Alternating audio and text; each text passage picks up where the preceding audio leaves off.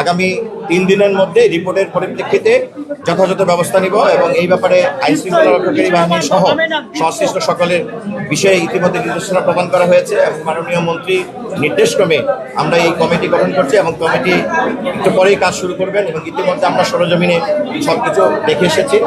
যদি এখন আপনাদের এই বিষয়ে কোনো প্রশ্ন থাকে আপনারা প্রশ্ন উত্থাপন করতে পারেন। মাননীয় ডিজি, আপনার কাছে একটি স্পেসিফিক প্রশ্ন করতে চাই। একটি রুমের মধ্যে আপনি বলছেন সাফোকেশন হলো।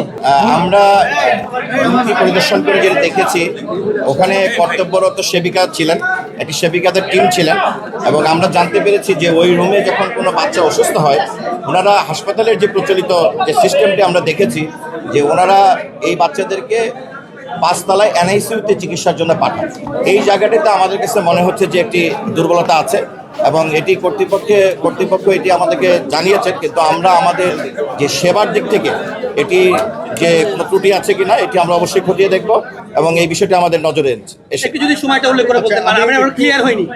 তার মানে রাতে 12টা অভিযোগ হচ্ছে, রাত 12টার পরে শিশুরা রাত 12টার পর শিশুরা অসুস্থ হওয়া শুরু করে, তাদের ভমিটিং টেন্ডেন্সি শুরু হয়।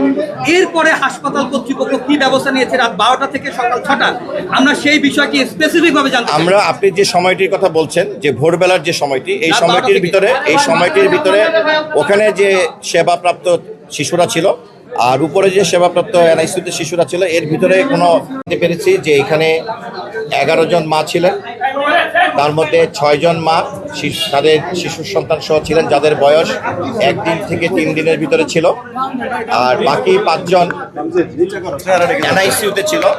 এই ভবনেরই যে দোতলায় যে পোস্ট ডেলিভারি ওয়ার্ডটি তার 5 তলায় বাকি 5 জন এনআইসিইউতে চিকিৎসাধীন ছিলেন অন্য তাদের জন্মগত জটিলতার কারণে।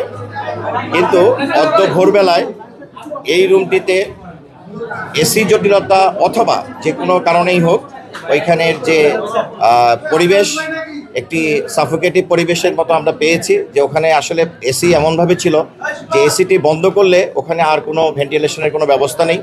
এরকম একটি পরিস্থিতির মধ্যে এই শিশুরা এখানে যে সেবার জন্য এখানে ছিলেন, এরকম একটি পরিস্থিতিতে আমরা ভোরবেলায় ক্রমান্বয়ে 6 জন শিশুকে আমরা হারিয়েছি। এই বিষয়ে আমরা ইতিমধ্যে